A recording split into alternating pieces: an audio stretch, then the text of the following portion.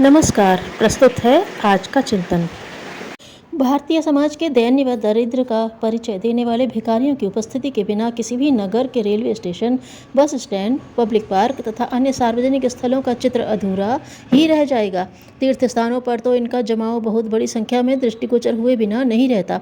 विवशता, निराशा, दैन्य, दारिद्र्य व गंदगी के प्रतिरूप ये दुबले पतले, हट्टे कट्टे, स्वस्थ, रोगी, पूर्णांग, विकलांग सभी प्रकार के मिल जाएंगे। 1961 की जनगणना के अनुसार कर्महीनों की संख्या लाखों में की थी, जिनमें कुछ तो विशुद्ध रूप से भिक्षावृत्ति पर ही आधारित हैं। इन लाखों भिखारियों पर प्रतिदिन हमारा समाज करोड़ों रुपयों की धनराशि व्यय करता है। एक सर्वेक्षण के आधार पर यह तथ्य प्रकाश में आया है कि एक भिखारी की औसत आय 100 रुपये प्रतिदिन तक होती है। वह एक दिन में नगद व 25-30 रुपये का भोजन सामग्री व वस्त्र आदि पा लेता है। हमारे देश में जितने अधिक भिखारी हैं उतने अन्य किसी देश में नहीं हैं।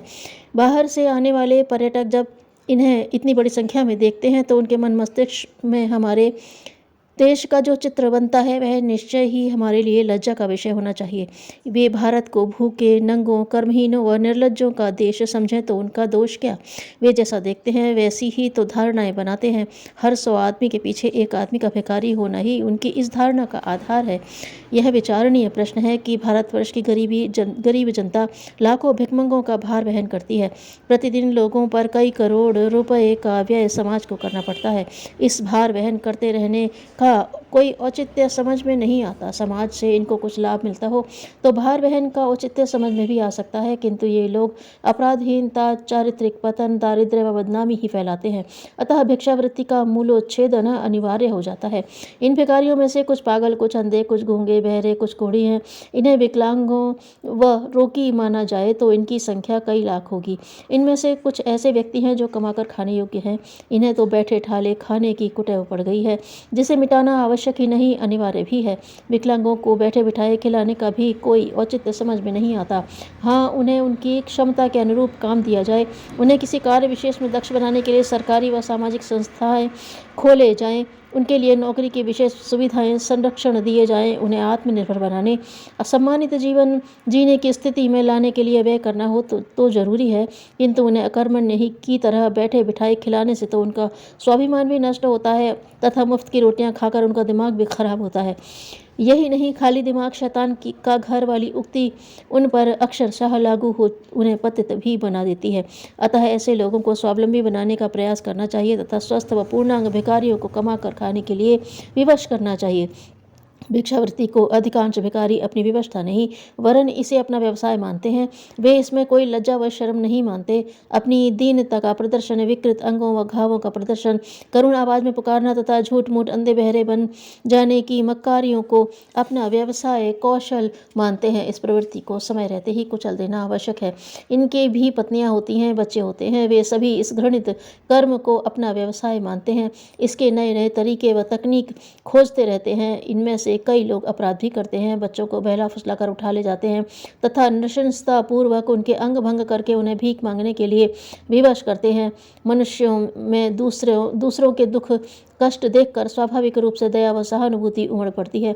यह मानवीय संवेदना ही इनके इस घृणित व्यवसाय का मूल आधार है। साथ ही साथ धर्म, ईश्वर व दान के नाम पर भी ये लोग पैसा ऐंठने में सफल हो जाते हैं। महिलाएं स्वभाव से दयालु होती हैं। काम न लेकर आए व्यक्ति को कुछ देना पुण्य समझती हैं। हमारे देश में स्वेच्छा से समाज सेवा का कठिन व्रत अपनाने वाले व्यक्तियों को साधु कहा जाता है। यह साधु प्रायः वानप्रस्थी हुआ करते थे। वानप्रस्थ आश्रम का पालन करने वाले समाज कल्याण, लोक सेवा तथा लोक शिक्षण का कार्य करते थे। उन्हें साधु कहा जाता था। उनके निर्वाह की व्यवस्था बनाई जाती थी। आज भी वही परंपरा है। यह सामाजिक व्यवस्था बड़ी सहज तथा उपयोगी थी। यह अनुभव व ज्ञान की पूंजी से युक्त वानप्रस्थ वर्ग शिक्षा, न्याय, धर्म, चिकित्सा, साहित्य, सृजन, लोक शिक्षण, समाज कल्याण आदि के दायित्वों का निर्वाह स्वल्प आवश्यकताओं की समाज द्वारा पूर्ति कर दिए जाने पर पूरी निष्ठा, लगन व भावना से सहज रूप से करता रहता था। अतः श्रद्धा व सम्मान का पात्र भी था। ऐसे लोगों को अपने द्वार से खाली लौटाना निश्चय ही अनुचित था। समय के साथ आश्रम परंपरा समाप्त होती गई। इन लोकसेवियों के स्थान पर अवसरवादियों तथा अकर्मण्यों ने उस सामाजिक व्यवस्था से लाभ उठाना आरंभ कर दिया।